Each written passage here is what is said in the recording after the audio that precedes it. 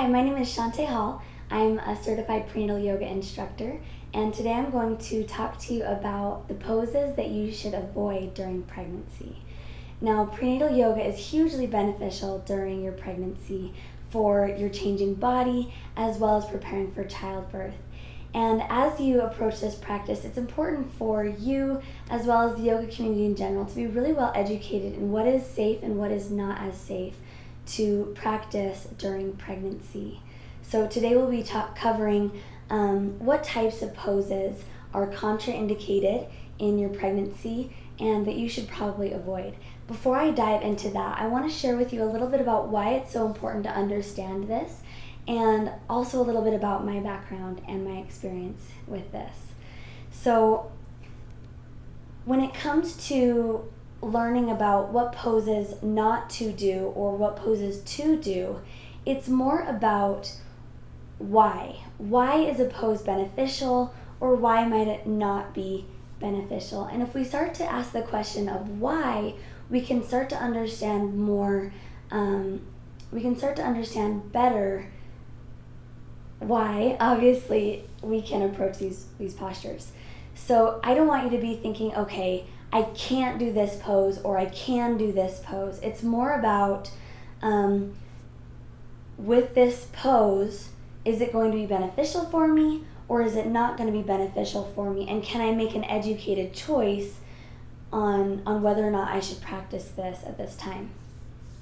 So I hear so often people give the advice and share the advice and take on for themselves that whatever you could do before you were pregnant, to just keep doing while you're pregnant. And while that has some truth to it, because if you were very active before your pregnancy, you've built up a lot of strength in your body, and you are very strong, you will have more strength going into pregnancy. But the reason why I don't like that advice is because your body, when you're pregnant, is very different than when you are not pregnant. It's a very different body. Your body's constantly changing. So many things are happening in your body that you really don't have the same body. You have increased blood volume to help with blood flow to the uterus and the baby. You have an increase in mucus production. You have changes in your blood pressure. So there can be a lot of it could be easier to become very dizzy or lightheaded if you go up and down. You could be aggravated going up and down too quickly. There's internal organ displacement, right? Your organs are moving around as baby grows. Change in balance, right? With just growing baby, the balance is off and different. Lots and lots of new hormones flowing through your body. The hormone relaxin is increased, and there's a lot of relaxin flowing, especially in your pelvic floor and your hips and your legs during the second and especially the third trimester, as well as diastasis recti is very common. They say 1 in 4 women have diastasis recti, which is an ab separation after pregnancy. And so this is going to affect your core strength, it's going to affect your core health, your ability to stabilize yourself in different postures. Now there are some postures that can increase your likelihood of having diastasis recti or the ab separation.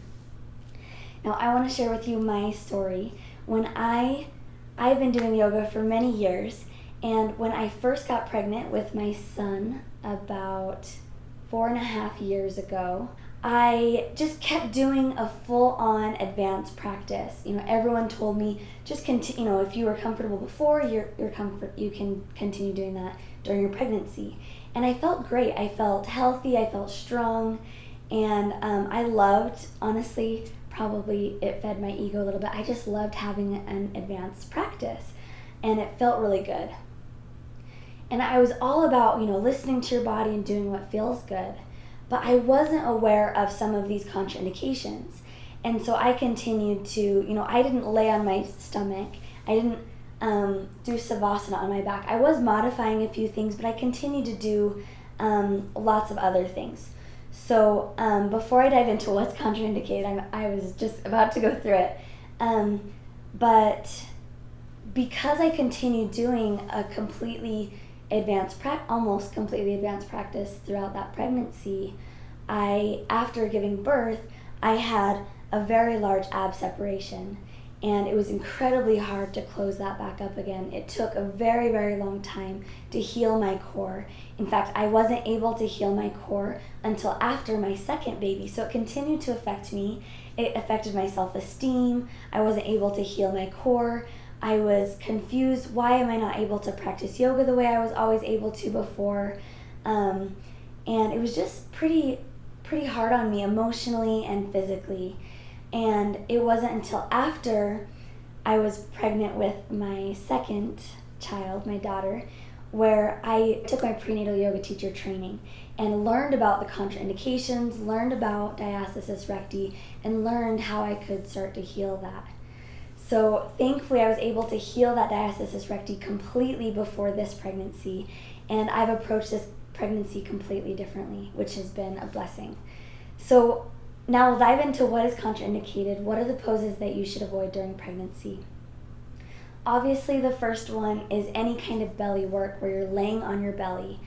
During the beginning of your first trimester, when maybe you haven't even discovered that you're pregnant yet, or you don't have a belly, you don't have a bump yet, it might be okay to do some of those postures. But as soon as you start to feel that your baby is growing, it's important to stop all of the belly work, that you're not pressing on the belly, and that you're protecting your baby.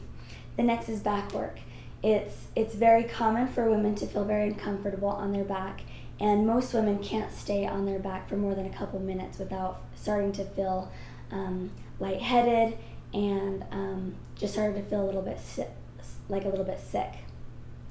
And so in postures like Savasana at the end of your class, instead of laying on your back, you can take a pillow and put that underneath your head and neck, and then take a bolster or another pillow, put it between your legs, and just lay on your side like this. And you can do your Savasana from the side here, just relaxing your body and allowing yourself to get the same effect that you would in a normal Savasana. And you always want to make sure that in Savasana you're laying on your left side. Okay, so the next one is, we talked about back work. The next one is twists. So anytime you're twisting, you want to make sure that it's very, very open and that you're leaving enough room for your belly, right, and your baby. And so if you have, like this posture, for instance, you wouldn't want to twist into your leg, because then you're squishing your belly, squishing baby. You'd want to make sure that you're twisting open.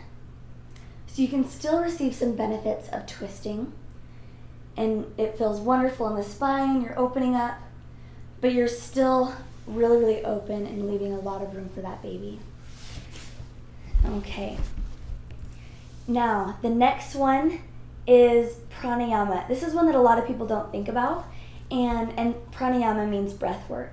And so if you're in a yoga class and your teacher is instructing you to do a specific type of breath work where you have very forced inhales and forced exhales, it would be more advantageous for you, more beneficial for you to maintain a very steady, calm, easy breath. So you're getting a nice, even flow of oxygen to your baby. And remember, we're not saying what you can and can't do, more as what is beneficial to baby, what is going to support you in your pregnancy the most, and what might be less beneficial or potentially even harmful in certain ways if we look into it. Okay, so the next two are a little bit more controversial, and there are a lot of yogis who continue to do these, and they are back bends and inversions. Now, I've seen so many yogis who continue to do inversions and back bends throughout their pregnancy, and I never want to bash them or anything.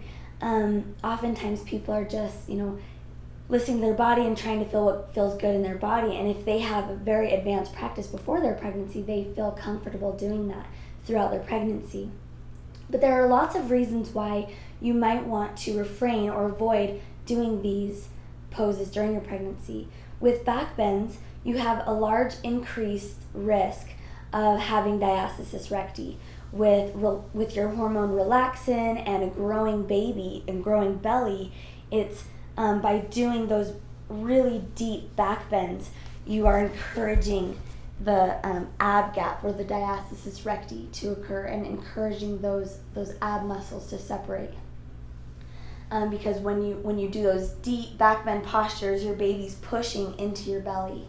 And so just be aware of that as you're doing, different heart openers. Heart openers feel amazing during pregnancy. So taking your arms behind your back, opening up through the chest, making sure that you're taking most of your back bend in your upper back, and you're opening your chest, allowing yourself to breathe deeply here, but just being aware of how does my belly feel here? Does it feel compromised? Can I relax and I'm not pushed too deep into this back bend, right? Okay, now inversions are so much fun, and I loved continuing to do them during my first pregnancy because it got the baby up out of my pelvis and it felt so good. By the end of your pregnancy, your baby's pushing down on your hips and your pelvis, and it can feel really nice to lift it up and not have that pressure there anymore. So I can totally understand why people love the feeling of inversions during their pregnancy. But with the change of weight gain during your body weight during pregnancy, your relaxin hormones, there's so much more risk of injury during your pregnancy. I've also heard people talk about just your blood pressure and changing in fluctuating blood pressure by going upside down, as well as encouraging your baby's positioning. And so if you are constantly going upside down, there is some who believe that might have to do with influencing your baby's position and not encouraging them to be head down. So those are some things to think about. These are the 5 main contraindications: belly work, back work, twists, back bends, inversions. Oh, I guess 6 because I said breath work as well. So be thinking of those as you approach your yoga practice. If you go into a yoga practice in your studio, be sure to let your teacher know that you are pregnant. But don't be surprised if your teachers don't tell you how to modify everything. They have a lot of students to think about, and I find there are many yoga teachers that don't give the right modifications for pregnancy, either because they haven't studied it intensively or just because they're thinking about a lot of students and it's hard to focus on the one pregnant woman in a room of 10 to 15. So make sure that you're telling them that you're pregnant, and be aware of these so that if your teacher invites you to do some of these postures, you can choose to modify them and change them in a way that you feel comfortable doing. So please, if these were helpful, then go ahead and subscribe to my channel. I will be doing a few prenatal yoga flows that are totally safe for pregnancy, free of these contraindications. And so if you want to see those videos coming up in the next few weeks, then go ahead and subscribe. And go ahead and like this video if it was helpful. And if you have any specific questions about a specific pose, if you feel like, oh, I really want to be able to do this particular back bend because of this benefit, how can I modify this so that I can still receive that same benefit? Go ahead and reach out to me. You can comment below this video. You can write me in a personal message, and I'd love to help you with that. So thank you for watching this video, and I will see you in another video. Bye, guys.